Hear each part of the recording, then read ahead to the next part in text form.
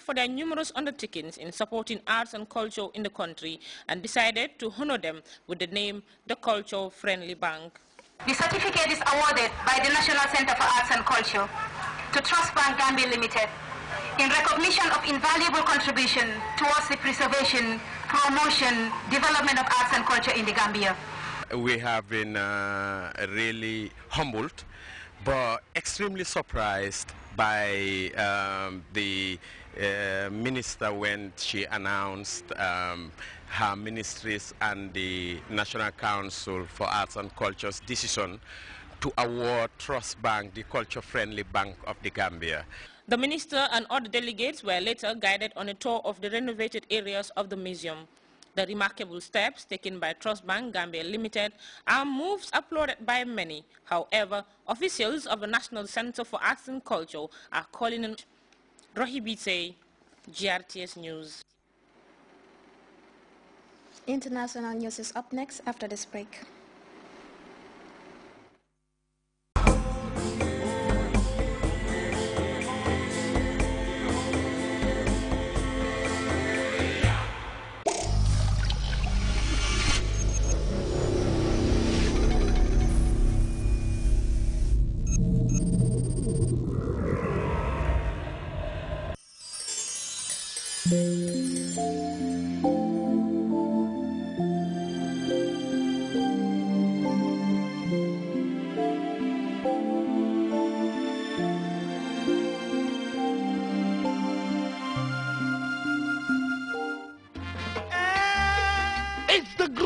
Spectacular, mega explosive New Year's Eve banquet dinner and the grand dance salsa explosion night featuring Le Grand Maestro Medun Jallo and the salsa giants of Africa, Africando. Celebrate New Year's Eve in grand style at the Coconut Residence Hotel, the paradise on earth. Maturity, sophistication, real ambience with a selection of exquisite fusion dishes.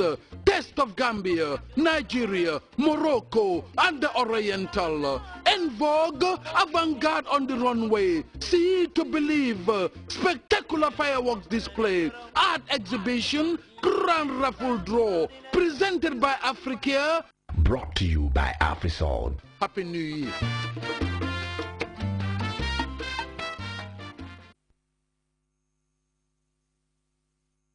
More than 30,000 South Sudanese civilians are taking refuge in a UN compound in the capital, Juba.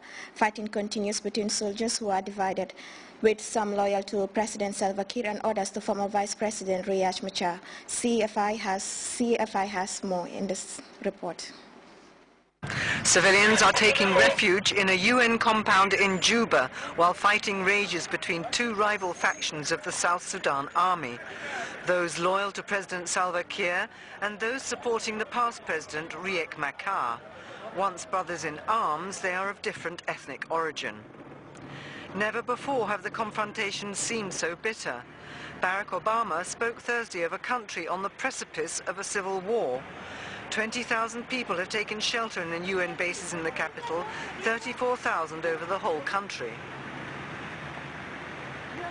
There's absolutely no requirement for them to leave if they do not feel safe. So we maintain our policy and our mandate to keep them safe here.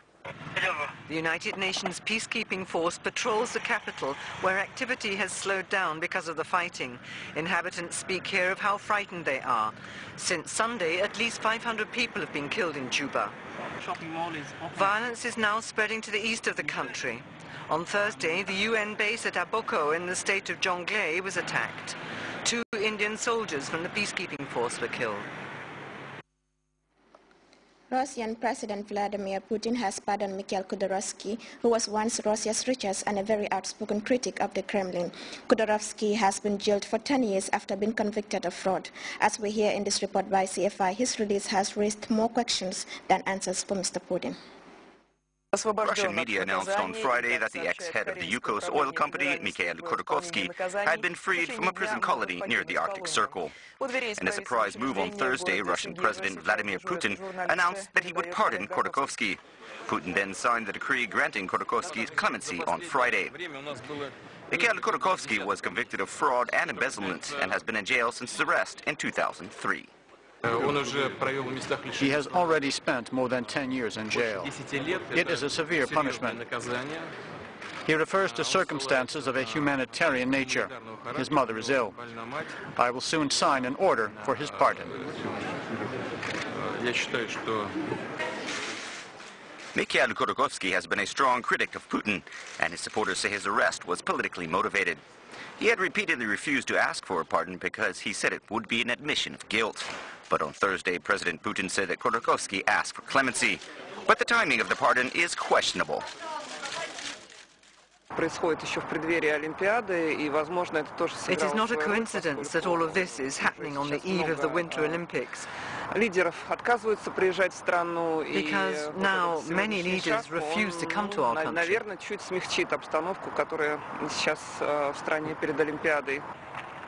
On Thursday, President Vladimir Putin also announced that he would pardon 2 members of the punk band Pussy Riot. They were serving a 2-year prison term for staging an anti-Putin punk prayer in a cathedral in 2012. The Olympics being held in the Russian city Sochi begin in February, and analysts say the pardons are an attempt to improve the image of Russia's human rights record. We now join the Central Focus Office for the look at the weather.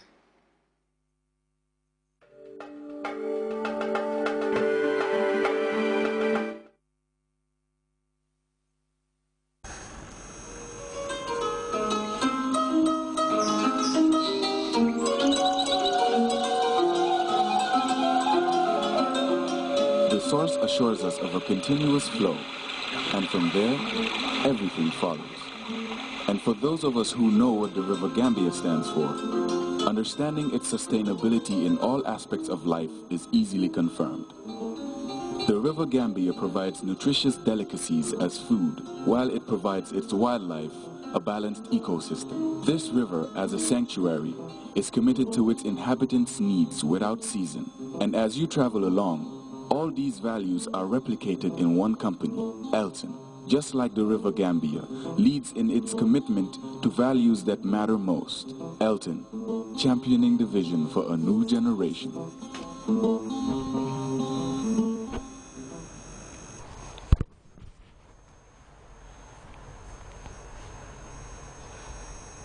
Good evening, viewers. Welcome to the weather segment. The Gambia today was relatively warm and variably cloudy across the country, and the satellite picture indicates stable conditions over West Africa, while some convective activities over the southern part of the continent. These will eventually cause rain and thunderstorm in the affected area. Tonight will be relatively mild, slightly hazy and partly cloudy across the country, whilst tomorrow morning it will be partly cloudy, relatively cool, particularly over the inland areas, and these conditions will give way to a warm and sunny afternoon across the country. Light to moderate northeasterly winds will continue to dominate the flow across the country, and the speed will be about 10 to 20 kilometers per hour. Morning temperatures will be 19 degrees Celsius over the Greater Banjul area, 18 over the west coast and Central River region. North Bank will record 17 degrees Celsius, whilst 15 over Lower River and 16 degrees Celsius over Upper River region.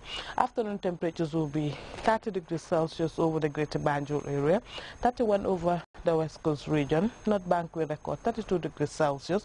Lower River and Central will record 33, whilst Upper River will record 34 degrees Celsius. Low tides will be 0.4 meters at 6 minutes after 6 in the morning, and also at 4 minutes after 6 in the evening. High tides will be 1.7 meters at 12 in the morning and 1.4 meters at 14 minutes after 12 in the evening. Waves will vary between 1 to 2 meters high, and it will be southerly swells. The sun will rise at 26 minutes after 7 and will set at 18:43 in the evening. Thanks for watching, and do have a wonderful weekend.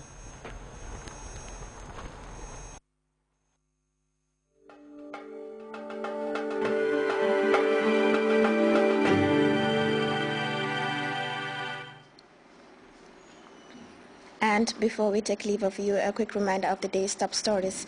National Training Authority has convened a training seminar for personnel of various institutions in its quest for quality service delivery in the country. Means of bolstering ties between Banjul and Washington was the center of the agenda during the visit to the